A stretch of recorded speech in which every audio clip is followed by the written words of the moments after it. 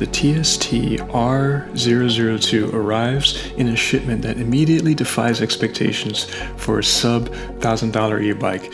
The box is heavy, the foam cutouts are generous, and almost every critical component from hydraulic brake hoses to rear wheel alignment comes factory set, reducing real assembly to sliding the handlebars into the stem, tightening a pair of axle nuts, and clicking the 48-volt 15-amp battery into its down-tube berth. That quick build is a gift for riders who buy a budget model to ride rather than to wrench. Yet it also serves as an early hint that the company refuses to treat budget as a synonym for flimsy.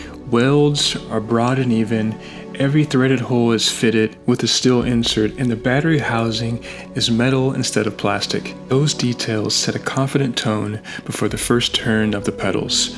Alright, let's get this thing unboxed. Unboxing the bike is straightforward, and all necessary tools for assembly are included. First, I remove the packaging straps and open the box by carefully removing the tape and pulling the box free of the staples. Then I laid the box down. I slid the e-bike out carefully. Stand the e-bike up and remove all zip ties and protective foam, revealing the sleek design of the TST R002 e-bike. Install the handlebars by loosening the bolts on the bike stem, centering the handlebars and rotating them to align to your preferred riding position before tightening the bolts securely. For the front wheel, loosen the bolts on the protective bar of the front fork. Add the front wheel and tighten the bolts to ensure it is secure. The pedals are clearly marked for the left and right sides, matching the pedal stems. Screw in the pedals and use a wrench to further tighten them easily. Install the front headlamp by loosening the bolts on the fork brace, attaching the headlamp and then adjusting its orientation to face forward. Alright, let's take this thing for a ride. Styling follows the modern moped template for dual top tubes, an extra long bench seat, stubby 20-inch fat tires, and full suspension at both ends. The lines are purposeful rather than ornamental, and the paint is a forgiving matte that hides dust after a day. Chunky 4-inch rubber on wide alloy rims hints at traction and cushioning, while a coil-over rear shock complements a burly crown mounted fork. Neither component carries boutique handling, but damping feels controlled, and both ends supply adjustment that actually affects behavior. Add preload to firm the ride on smooth pavement.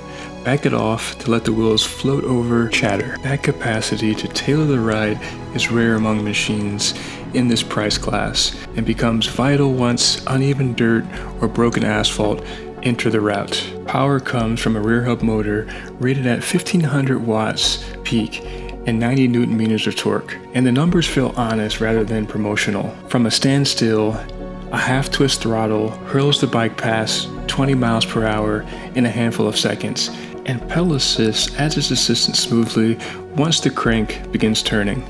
The cadence sensor is tuned more tightly than most discount units. It detects a partial rotation, not a full turn, so there's very little lag that makes some entry-level hubs feel remote from rider input. A computer-limited top speed of 32 miles per hour arrives pretty quickly on flat pavement, and the motor does not sag on moderate grades thanks to controller mapping that allows brief bursts beyond nominal amperage without triggering thermal cutback. Riders who relish throttle-only operation will perceive a binary feel. Full torque lands with minimal twist, yet it never surprises once muscle memory develops. The battery deserves its own praise. 15 amp hours at 48 volts translates into usable watt hours that flirt with the high end of the industry's single pack offerings.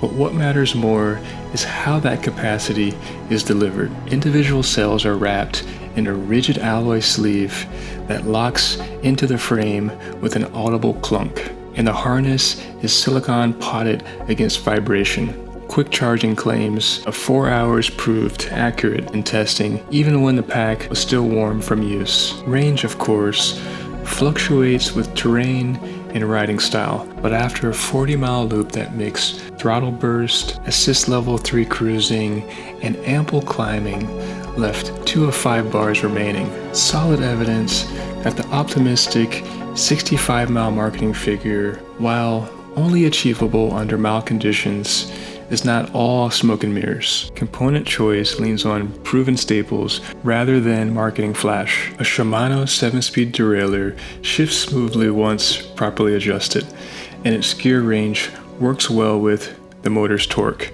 Casual pedaling on flat ground feels natural, and climbing remains possible even if the battery runs low. Braking comes from reliable hydraulic calipers and large rotors. The levers feel consistent while modulation is forgiving, and the reach adjustment lets you use thick gloves comfortably.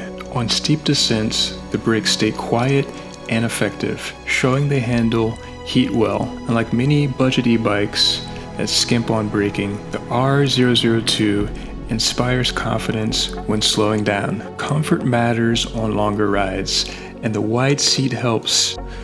The thick padding improves comfort, letting you shift your position on descents or when pedaling. The pedal layout reflects the bike's moped roots, shorter cranks, and a lower bottom bracket, but the electric assist makes up for the reduced leverage and protects your knees. The upright riding position reduces wrist strain and lets you keep your eyes on the path. On multi-hour rides, the only break I took was to stretch my legs, just like on higher-end mountain bikes. The handlebar display shows speed, distance, power use, battery level, and assist mode in easily readable characters, even in bright sun. You can access deeper settings with a long press of the plus and minus buttons, letting you adjust wheel size, top speed, and current limit without special tools or dealer codes. All controls are sealed against weather and positioned so you don't have to let go of the bars to switch lights or change assist. Built-in lights add safety and value. The headlight reaches far enough for fast night rides, and the tail light surrounds the battery case with a red halo that stays visible in wet conditions. An ambient sensor adjusts brightness automatically so you stay lit even when you forget to switch it on. You can also mount mirrors or indicators without cluttering the controls. After 2 weeks of daily use, the R002 showed no signs of early wear.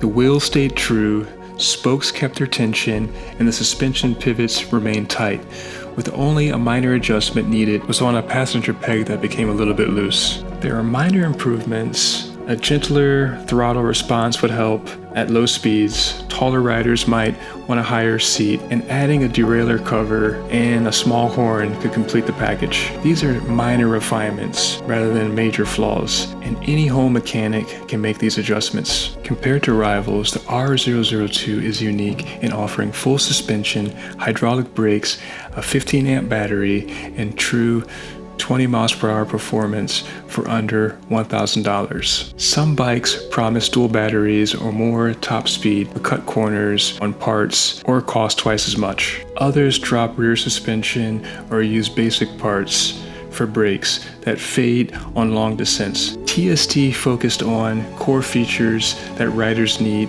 not on gimmicks. On smooth roads, the bike tracks steadily through corners thanks to well-balanced weight and a rigid frame. On loose gravel, lower tire pressure and tuned rebound keep the rear wheel in contact with the ground, preserving traction and battery life. The motor delivers steady torque on climbs, and the shock resists bouncing, letting you push forward without effort. The bike adapts to mixed terrains all day long without forcing you to change your riding style. If you expect a cheap e-bike to feel like a disposable gadget, the R002 might change your mind. It blends the power of a small scooter with responsive pedal assist, adds suspension comfort that encourages longer rides, and provides strong braking and weatherproof electronics. It feels like savings came from marketing rather than parts, and it performs like models that cost hundreds more. After taking the R002 on